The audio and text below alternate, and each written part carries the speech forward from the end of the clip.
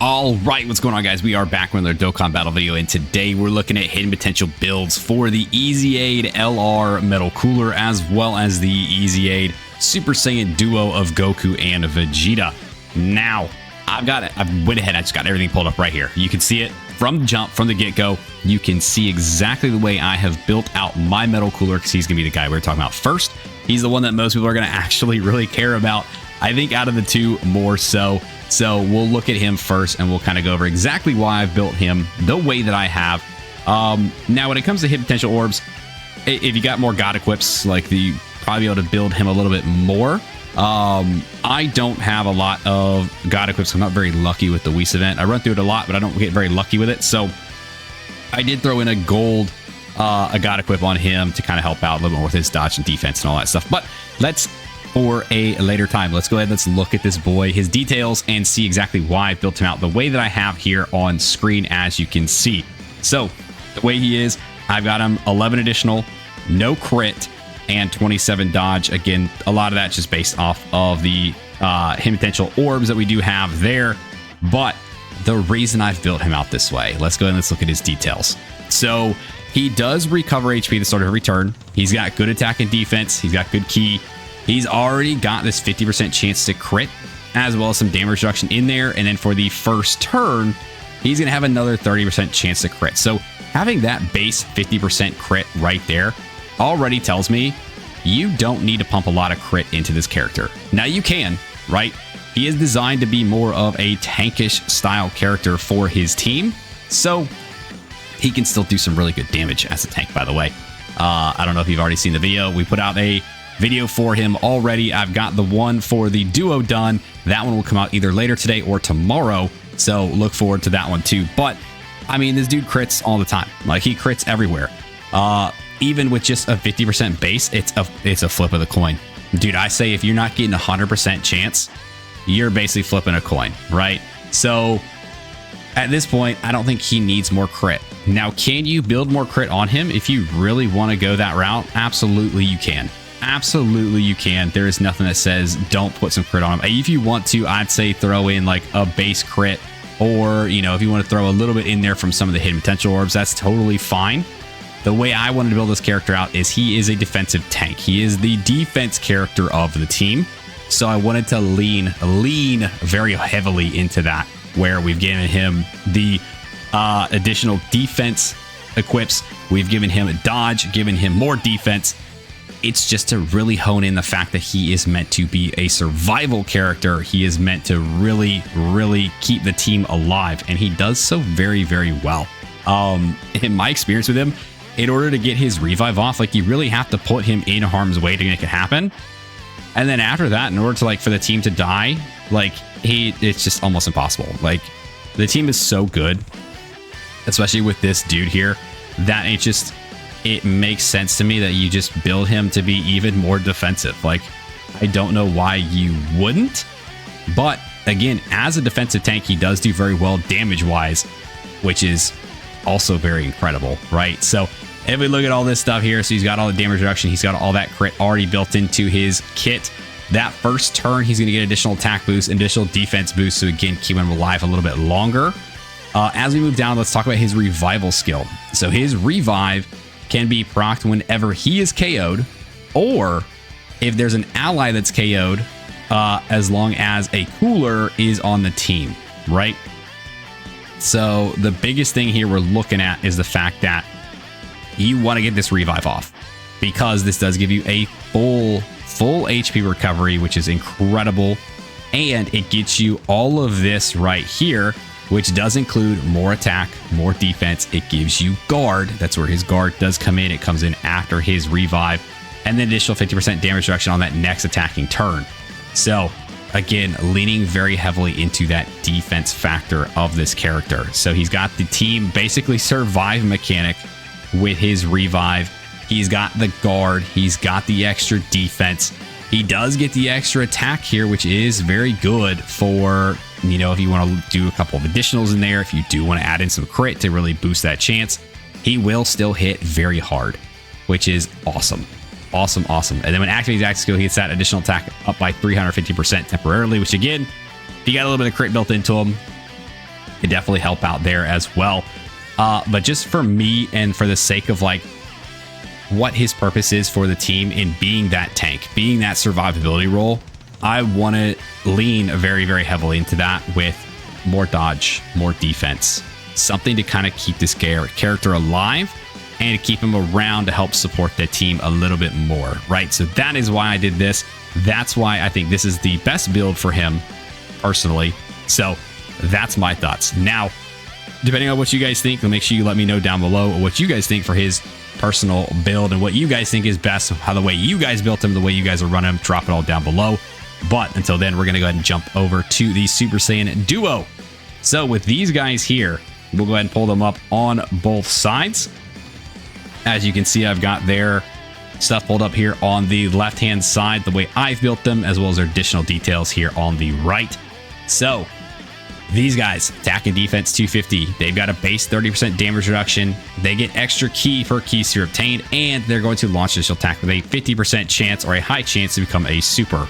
Then you've got the first 4 turns, more attack and defense buffs, a guaranteed additional super, damage reduction, defense up by 200%, and another 20% damage reduction before attacking. So basically that first turn, they're going to be very hard to kill, right? Unless you're getting hit by one of those like extremely heavy supers that some of these like meta bosses are shooting out turn 1, they're gonna be fine.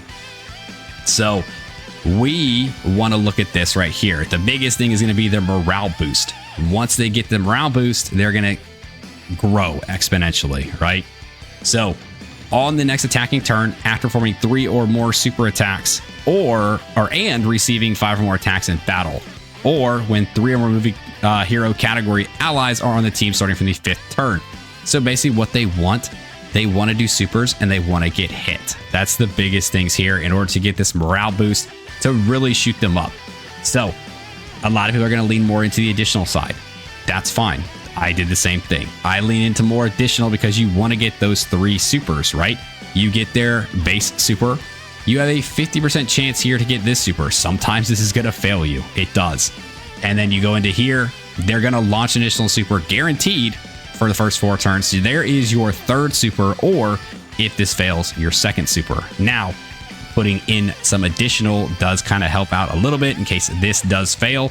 You could proc the hidden potential in order to get that 3rd super you're really looking for. Then with all this extra damage reduction that they do have, putting them up in slot 1 or putting them in slot 2, depending on wherever the danger is, they can get hit, hopefully get hit that 5 times, hopefully get those 3 supers off, and then be able to jump right into their morale boost form. So basically building off of this character is kind of a little bit off their first form, but then mostly off of their morale form. So that's why you can see on my build, I still didn't put any crit in them, just like I did with Metal Cooler. And there is a reason for that, right? As we kind of look through their details, at 18 or more ki, they have a high chance to crit. Again, a 50% chance to crit. You don't need to really build in a bunch of crit if you've already got a coin flip of a crit built in. I think they have it here in their base form too. Yeah, at 18 or more ki, high chance to crit. But in this morale boost form, once you activate the active skill, or if you're able to get 24 ki, which shouldn't be very hard considering you get an extra 2 ki per ki sphere obtained, you are going to guaranteed crit. I don't really recommend throwing a bunch of crit on a character who does have built in their passive the ability to guarantee crit, right? Not really a whole lot of reason for it. So for that reason, we leaned a lot more into the additional side to really help try to boost the factor of them getting into this state a little bit quicker, as well as some dodge and some defense in order to keep them alive, right?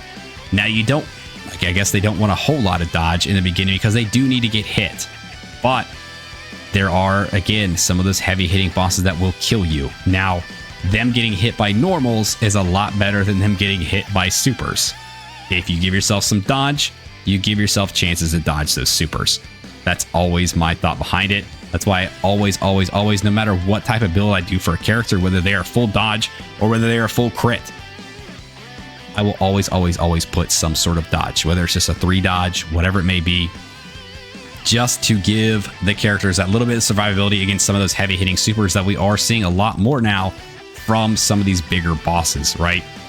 Now, as we kind of look through the rest of their details here, let's see. We've got the launch additional attack with a great chance to become a super. So they're going to have another, like a 70% chance now to do a super if you're attacking with 24 ki. They're going to guarantee to have that super in there. So then you give them another chance with that hidden potential to do another super. Because as they are doing this, right, they're not a stacking character, which is a little unfortunate, but they are greatly raising their attack and defense for the turn on their 18 ki. Then all these additionals that you are going to do is going to greatly raise their attack and raise their defense for the turn. So if you're able to really get them stacked up, juiced up for the turn, it's going to definitely help them out in their survivability factor. Their active skill, unfortunately, I mean, cause ultimate damage and stun the enemy. I mean, really doesn't do too much for you. I've seen a lot of people get very upset by the very small damage that these guys do with their active skill, which warranted, right? I mean, you would think with this attack boost here that they do have when facing one or more enemies is basically designed to get you this condition because it's the same factor, right? So starting from the next attacking turn, attack up by 100% temporarily if facing only one enemy. Same as their condition, activated when facing only one enemy starting the next attacking turn. So that's the whole point of this. It gives them a boost to really juice up their active skill, which in turn doesn't really do as much because, again, they're not a stacking character. They're not hitting super hard, which is unfortunate. So leaning more into like the offensiveness of this character, you got to be a little bit careful because they're not going to be putting out crazy numbers. They're not going to be doing crazy things. You want them to survive. You want them to do very well.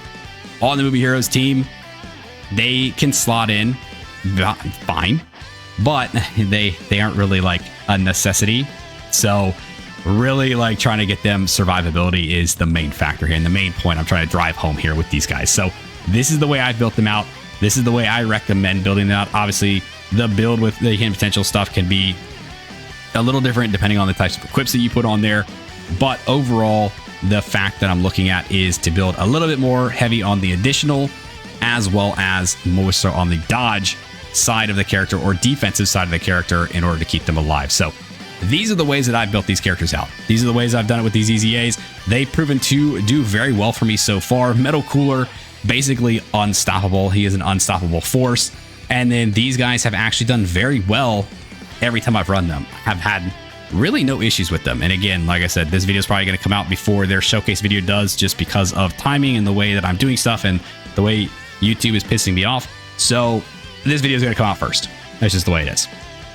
But either way, those are my builds. Those are the ways that I think are best to build these characters. So again, I want you guys to drop your suggestions down below. How did you guys build your characters? And how would you suggest building these guys out? Have you been running them? All that good stuff. Go ahead and drop it all down below. Like, subscribe, do the thing, and I'll see you guys next time. See ya!